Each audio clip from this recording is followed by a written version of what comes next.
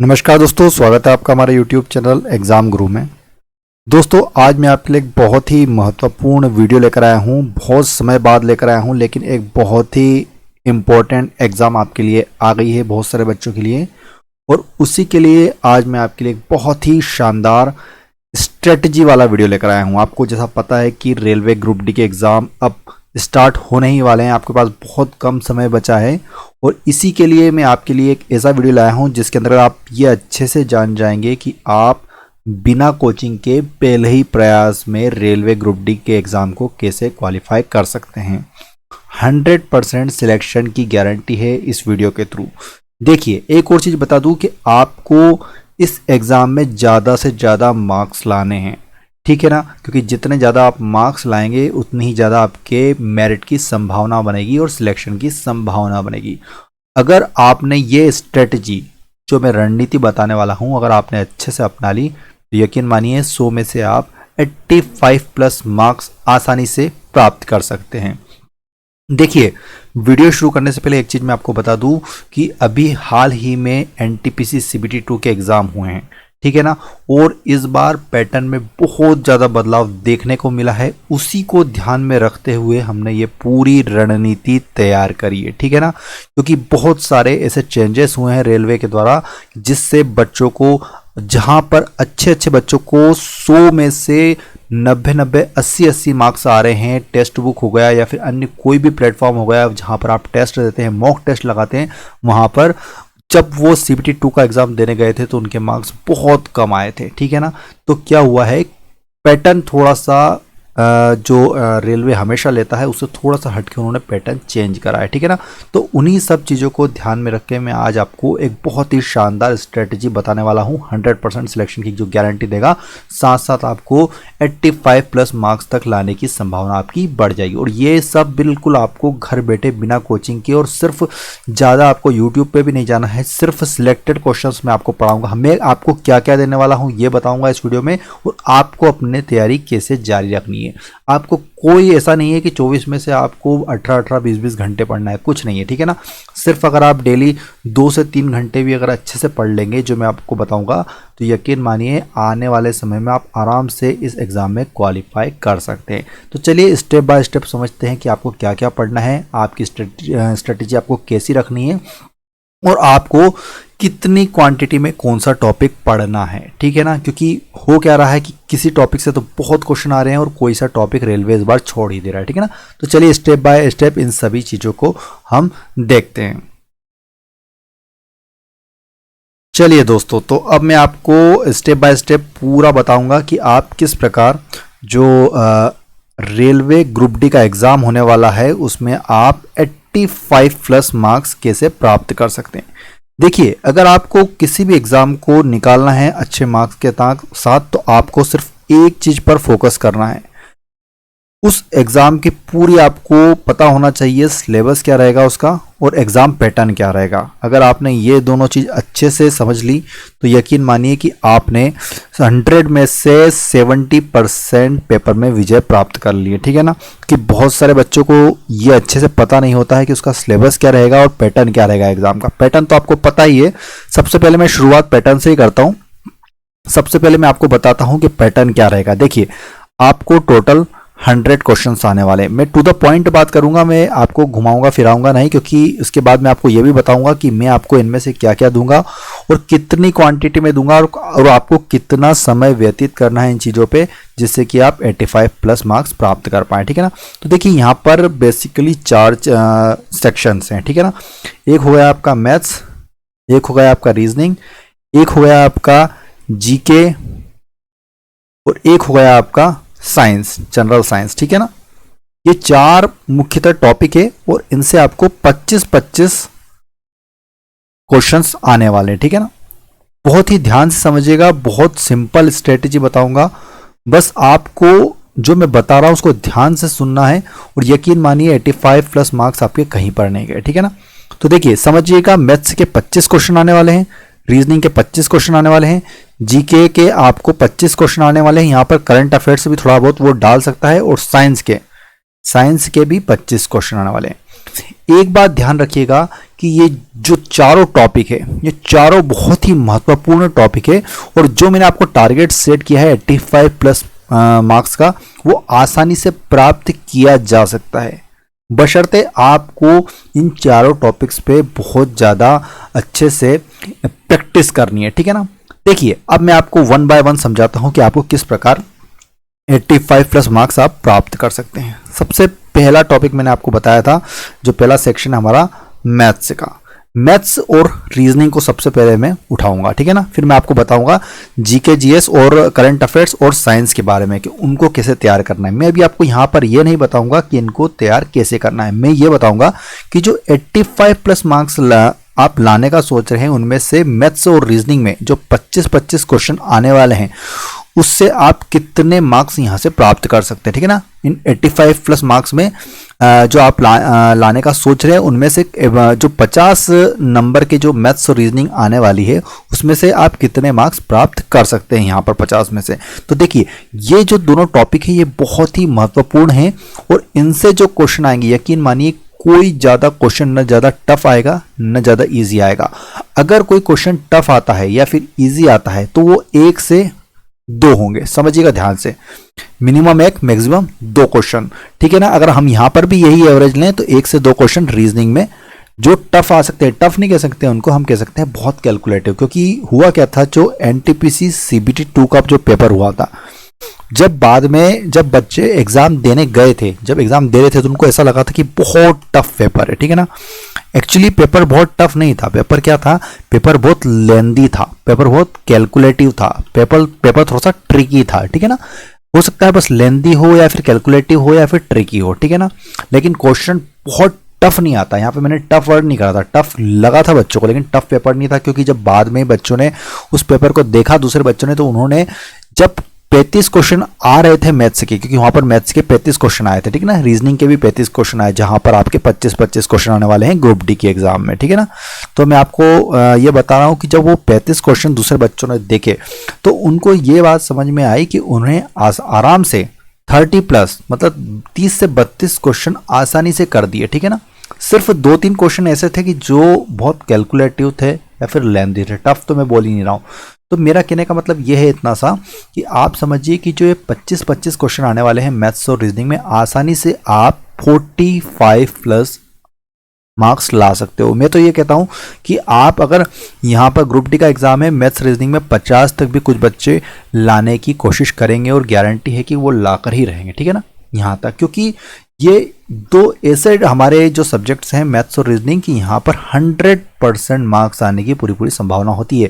क्योंकि यहाँ पर आपका कोई गैस वर्क चलता नहीं है, आप सॉल्व करेंगे, आपका आंसर आया, आपने टिक करा और आप आगे बढ़े, मतलब 100% मार्क्स आने की पूरी संभावना रहती है। क्योंकि आप कैलकुलेटिव पेपर को सॉल्व करते हैं तो आपका आंसर आता है। ठीक है ना।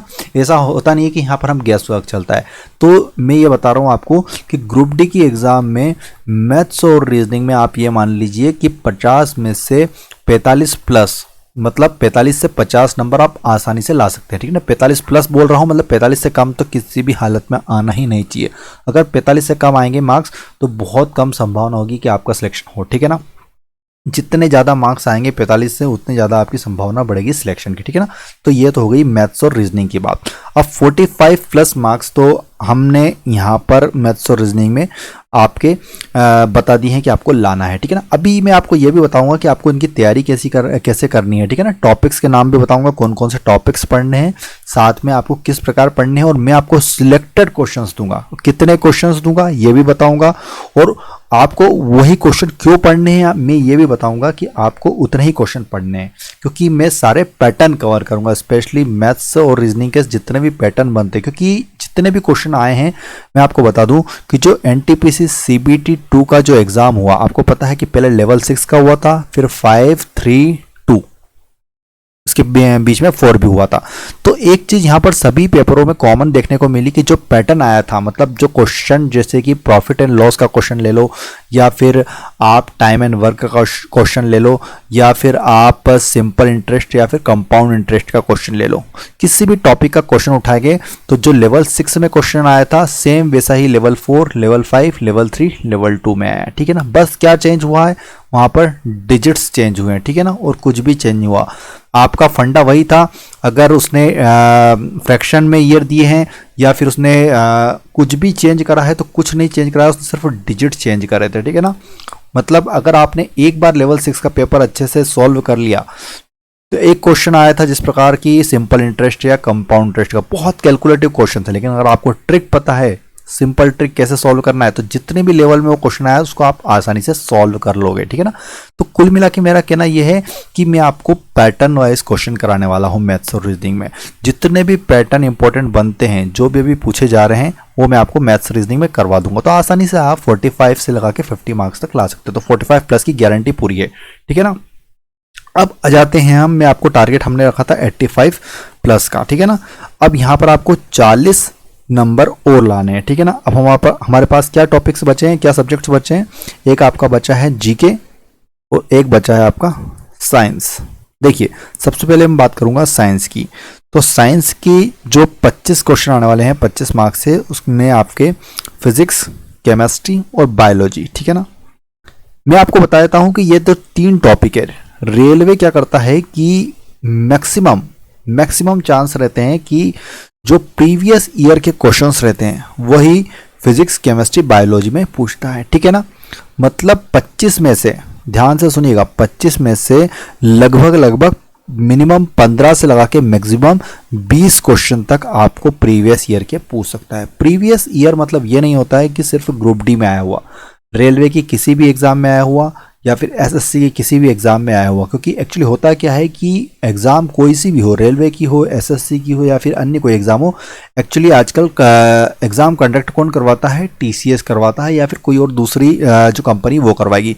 तो इनके पास लिमिटेड डेटाबेस होता है, ठीक है ना। इनके पास डेटाबेस होता है पूरा, इसको डेटाबेस को क्या ये अपडेट करते रहते हैं, समय समय पर नए क्वेश्चंस डालते रहते हैं।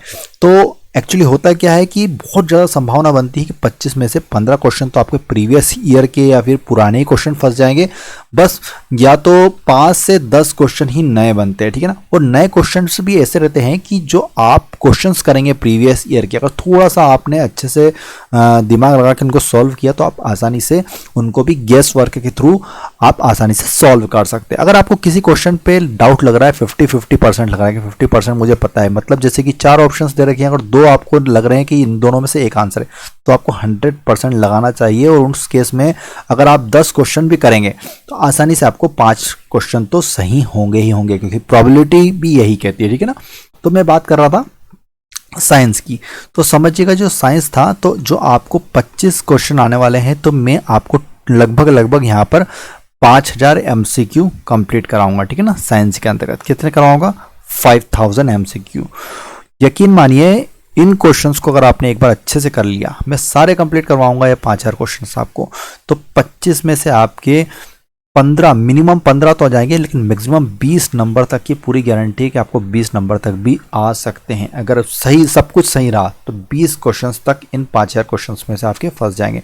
बहुत सिलेक्टेड क्वेश्चन हैं और ये सभी वही क्वेश्चन हैं जितने भी क्वेश्चंस अभी पिछले 5 से 7 सालों में पूछे गए, बहुत ज़्यादा ट्रेंडिंग रहे हैं ये साइंस के क्वेश्चन, ठीक है ना।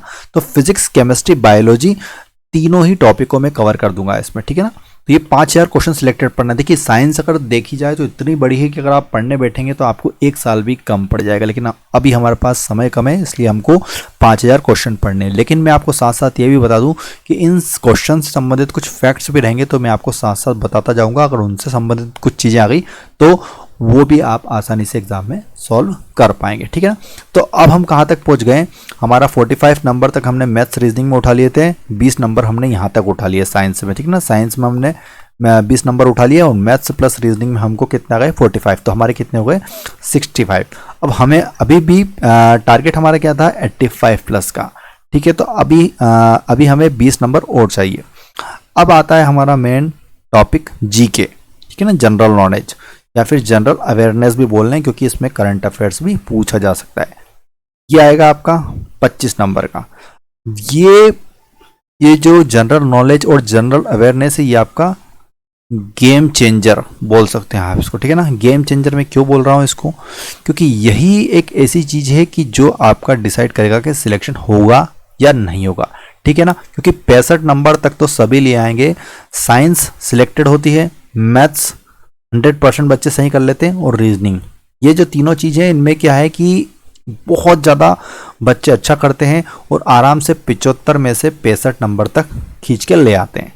अब बात आती है 25 नंबर के GK and general awareness, general knowledge और जनरल अवेयरनेस की। यहाँ पर आप जितने ज़्यादा मार्क्स लाओगे उतनी ज़्यादा संभावना आपकी बढ़ती जाएगी सिलेक्शन की, ठीक है ना, क्योंकि ये आपका, ये मान लीजिए कि सिलेक्शन यही डिसाइड करेगा। 65 नंबर तक बहुत बच्चे ले आएंगे, 60 65 60 65, ये 75 में से। अब 25 में से अगर आपने 20 नंबर ले आए तो सीधा आपका कितना हो गया, 65 में जुड़ के 85। अगर 25 में से 20 ले आए, 25 में से अगर आप यहाँ पर 15 भी ले आए तो भी आपका कितना हो रहा है, 80 नंबर तक हो रहा है, ठीक है ना। सिलेक्शन 80 पे भी होगा, ऐसा नहीं है सिलेक्शन 80 पे नहीं होगा, लेकिन संभावनाएं बढ़ती जाएंगी जितना आप 80 से ऊपर चलते जाएंगे, ठीक है ना। आपको अच्छी पोस्ट मिलती जाएगी, क्योंकि ग्रुप डी में भी बहुत सारी पोस्ट होती है और उसमें भी प्रेफरेंस होते हैं, ठीक है ना। तो मैं ये कहना चाह रहा हूँ कि ये वाला जो जीके और जनरल अवेयरनेस रहेगा, ये बहुत ही गेम चेंजिंग रहेगा, ठीक है ना। चलिए, तो मैंने आपको पूरा अच्छे समझा दिया है कि चारों कौन कौन से सब्जेक्ट रहेंगे और उनसे कितने क्वेश्चन आने वाले हैं और आपका टारगेट क्या होना चाहिए। अब आती है इंपॉर्टेंट बात कि आपको ये टॉपिक कैसे पढ़ने हैं, क्योंकि समय कम है, हमको मैथ्स भी पढ़ना है, रीजनिंग भी पढ़ना है, जीके जीएस भी पढ़ना है और करंट अफेयर्स भी पढ़ना है। करंट अफेयर्स कितने महीने का पढ़ना है ये भी बताऊंगा, जनरल नॉलेज में कितने टॉपिक पढ़ना है ये भी बताऊंगा, और कितने क्वेश्चंस पढ़ना है। जनरल नॉलेज के भी कुछ सिलेक्टेड क्वेश्चंस मैं आपको करवाने वाला हूँ, ठीक है ना। तो हम शुरुआत कहाँ से करते हैं, मैथ्स से करते हैं। सबसे पहले मैं आपको मैथ्स, ठीक है ना, एप्टीट्यूड के बारे में बताता हूँ कि एप्टीट्यूड में आपको कौन कौन से इंपॉर्टेंट टॉपिक करने। देखो, मैं आपको टू द पॉइंट बात करता हूँ, मैं आपको सिर्फ 250 MCQ पढ़ाऊंगा इसमें। अब आपको 250 MCQ को देखिए, 25 क्वेश्चन आने वाले हैं। मैंने एक टारगेट सेट करा है कि मैं आपको कम पढ़ाऊंगा लेकिन अच्छा पढ़ाऊंगा, और सिर्फ पैटर्न वाले क्वेश्चन पढ़ाऊंगा, ठीक है ना। अगर मैंने एक क्वेश्चन पढ़ाया तो वो एक पूरा पैटर्न कवर करेगा, और सिर्फ 250 क्वेश्चन पढ़ाऊंगा। मैं आपको सिर्फ 25 वीडियो प्रोवाइड करूंगा मैथ्स के, और फ्री ऑफ कॉस्ट रहेंगे पूरे। एक वीडियो के अंतर्गत मैं आपको 10 क्वेश्चन पढ़ाऊंगा, ठीक है ना, 10 क्वेश्चंस। इस प्रकार मैं आपको 25 वीडियो प्रोवाइड करूंगा जो पूरी तरह से फ्री ऑफ कॉस्ट रहेंगे। ये 250 क्वेश्चन अगर आपने ध्यान से देख लिए, बहुत ध्यान समझिए, अगर 250 क्वेश्चन आपने ध्यान से देख लिए, तो जो 25 में से 25 मार्क्स का मैं आपको टारगेट सेट करवा रहा हूँ मैथ्स में, 100% आप उसको अचीव कर सकते हैं, ठीक है ना। अब इसमें कौन कौन से टॉपिक रहेंगे, तो टॉपिक्स आपको पता है, जैसे जैसे वीडियो आते जाएंगे आप देखते जाएंगे। इंपॉर्टेंट टॉपिक वही जो हमेशा से रेलवे पूछता है, जैसे कि हो गया आपका बोर्ड मास आधारित कुछ क्वेश्चंस पढ़ाऊंगा, और सभी स्टैंडर्ड रहेंगे, मतलब जो अभी एनटीपीसी CBT 2 का एग्जाम हुआ है उसमें किस प्रकार के क्वेश्चन पूछे गए हैं। इसके अलावा मैं आपको संख्या प्रणाली पे संबंधित कुछ क्वेश्चन पढ़ाऊंगा, दशमलव, अंश, LCM SCF, उसके अनुसार, उसके अलावा अनुपात और समानुपात वाले क्वेश्चंस पढ़ाऊंगा, एक परसेंटेज वाला पढ़ाऊंगा, एक टाइम एंड वर्क पढ़ाऊंगा, बहुत ही इंपॉर्टेंट है टाइम एंड वर्क, ठीक है ना। इससे 2 क्वेश्चंस तक पूछे जाने की संभावना रहेगी, ठीक है ना। कितने कितने क्वेश्चंस आएंगे इनका मैं अभी एक सेपरेट वीडियो बनाऊंगा। अभी मैं आपको सिर्फ ओवरऑल थोड़ा सा बता रहा हूं कि आपको कौन कौन से टॉपिक पढ़ाऊंगा और कितने कितने क्वेश्चंस पूरे एक सब्जेक्ट में रहेंगे, ठीक है ना। इसके अलावा प्रॉफिट एंड लॉस बहुत ही महत्वपूर्ण है।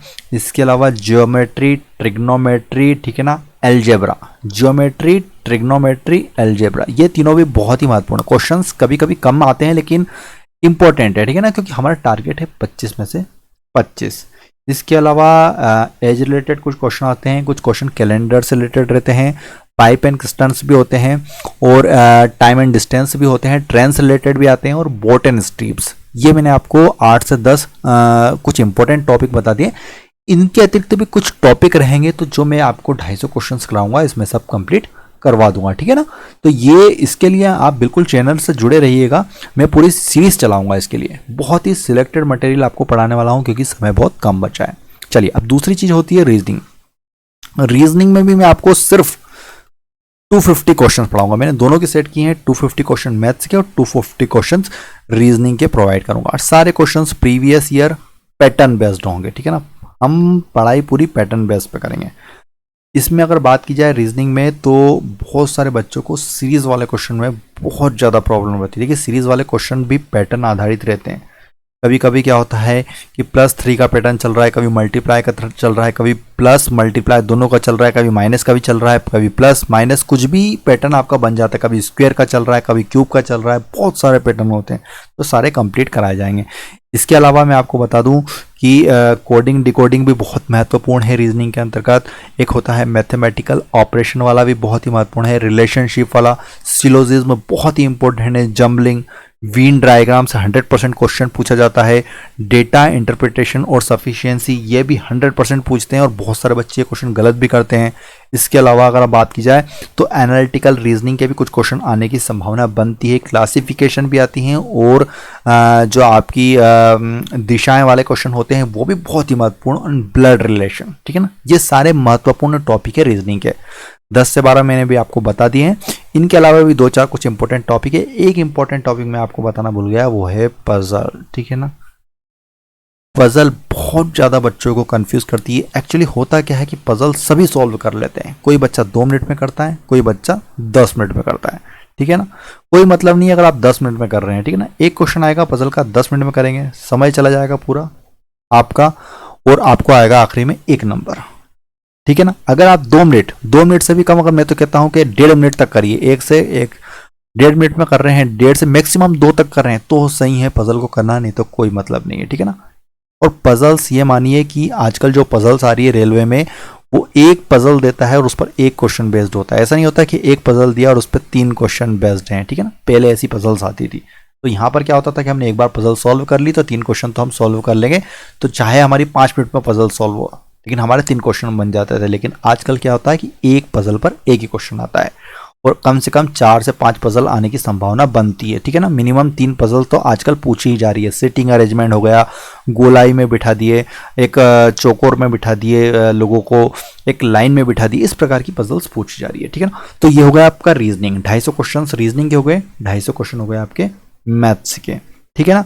इसके बाद बात करेंगे तीसरे नंबर पर हम साइंस की, ठीक है ना। मैं आपको बता चुका हूँ साइंस में जस्ट अभी थोड़ी देर पहले 5000 क्वेश्चंस रहेंगे, एमसीक्यू सारे सिलेक्टेड रहेंगे मेरे पास, जिसमें फिजिक्स, केमिस्ट्री, बायोलॉजी रहेंगे और सभी महत्वपूर्ण क्वेश्चन से संबंधित आपको फैक्ट्स भी बताए जाएंगे, ठीक है ना। और ये अभी 5 से 7 सालों में जितनी एग्जाम्स में पूछे गए, चाहे वो रेलवे का हो या फिर एसएससी को हो या फिर अन्य कोई भी सरकारी परीक्षा, उनमें जिस तरह क्वेश्चन पूछे गए थे साइंस के, वो सभी आपको पढ़ाए जाएंगे और बिल्कुल सिलेक्टेड है। ये मान लीजिए कि 20+ मार्क्स लाने का मैं आपको बोल रहा हूँ, ठीक है ना। 100% यहाँ से आएंगे। कितने क्वेश्चन रहेंगे, कैसा क्वेश्चन रहेंगे, पूरी सीरीज आएगी। आप एक एक वीडियो हो सकेगा तो मैं आपको कुछ एक मास्टर वीडियो भी प्रोवाइड करा दूंगा जिनमें ज़्यादा क्वेश्चंस भी रहेंगे, ठीक है ना। फिजिक्स, केमिस्ट्री, बायोलॉजी के सेपरेट वीडियो बनाऊंगा मैं आपके लिए, साथ साथ कुछ मिक्स वीडियो भी बनाऊंगा जिसमें तीनों को एक बार में कवर करूंगा। कुछ मास्टर वीडियो भी प्रोवाइड करूंगा जो 2 से 3 घंटे के रहेंगे, तो उनको अगर आपने अच्छे से देख लिया 2-3 वीडियो, तो भी ये मान लीजिए कि अच्छे मार्क्स आप यहाँ पर साइंस में ग्रुप डी के एग्जाम में ला सकते हैं। चलिए अब चौथा सबसे महत्वपूर्ण और सबसे लास्ट टॉपिक है हमारा जीके एंड जनरल अवेयरनेस, ठीक है ना, जो करंट अफेयर्स और जनरल नॉलेज रहेगा। इसमें बात की जाए तो सबसे पहले इसमें आता है हिस्ट्री। हिस्ट्री बहुत ही इंपॉर्टेंट है और रेलवे का सबसे फेवरेट टॉपिक है, ठीक है ना। बहुत ज़्यादा क्वेश्चन पूछता है और अभी जिस तरह के क्वेश्चन पूछ रहा है हिस्ट्री में दोस्तों, कभी कभी बहुत डीप में पूछ लेता है, तो कभी इतने सिंपल क्वेश्चन पूछ लेता है कि आपसे सिर्फ ये पूछ लेगा कि असहयोग आंदोलन कब हुआ था। इतना सिंपल क्वेश्चन, महात्मा गांधी की मृत्यु या फिर जन्म, बहुत ही सिंपल। लेकिन कभी कभी इतने टफ क्वेश्चन पूछ लेता है कि पर्टिकुलर आपसे कोई सन पूछ लेगा और सन के साथ साथ डेट भी पूछ लेगा, ठीक है ना। तो हिस्ट्री हो गया, इसके अलावा ज्योग्राफी हो गया, इसके अलावा हो गया आपका पॉलिटी हो गया, इसके अलावा हो गया आपका इकोनॉमी। बस ये 4 चीज़ें, ठीक है ना। ज्योग्राफी में स्पेशली, इसके अलावा एक और बहुत ही पसंदीदा चीज़ बन रही है अभी, आर्ट एंड कल्चर। ये मान लीजिए कि ये क्वेश्चन बहुत टफ पूछता है आजकल, ठीक है ना। आजकल ऐसे नृत्य नहीं पूछता कि कुचिपुड़ी कहाँ का नृत्य है, ये कहाँ का त्यौहार है, ये नहीं, ठीक है ना। आर्ट एंड कल्चर में बहुत ही लोक नृत्य, लोकगीत, इतना डीप में चले जाता है रेलवे, ठीक है ना। इसलिए यहाँ पर बच्चे बहुत कंफ्यूज हो जाते हैं और बहुत क्वेश्चन गलत करते हैं। किसी ने तो ऐसे क्वेश्चन पूछ लेता है कभी कभी कि आपने नाम ही पहली बार सुने होंगे, ठीक है ना। तो हिस्ट्री में बहुत डीप पूछेगा। मैं आपको वैसे मैक्सिमम अच्छे क्वेश्चंस करा दूंगा, अगर वैसे क्वेश्चन आ गए तो 100% आपका सिलेक्शन पक्का है, ठीक है ना। देखिए टफ अगर क्वेश्चन पूछ लिए इन टॉपिकों से तो घबराने की बिल्कुल जरूरत नहीं है, क्योंकि टफ आपके लिए नहीं, सभी के लिए टफ रहेगा। ज्योग्राफी से स्पेशली रिवर से संबंधित क्वेश्चन पूछता है, तो वो मैं आपको कराऊंगा। रिवर हो गया आपका, पर्वतों से संबंधित, पर्वत, पठार, नदियाँ, महाद्वीप, इनसे संबंधित क्वेश्चन पूछता है। एक हो गया आपका पॉलिटी। पॉलिटी में लिख के रख लीजिए आप, अनुच्छेद से संबंधित 2 क्वेश्चन आपको बिल्कुल एग्जाम में देखने को मिलेंगे, ठीक है ना। इसके अलावा हो गया इकोनॉमी। इकोनॉमी अर्थशास्त्र, इससे भी आपको 2 से 3 क्वेश्चन देखने को नहीं मिलेंगे।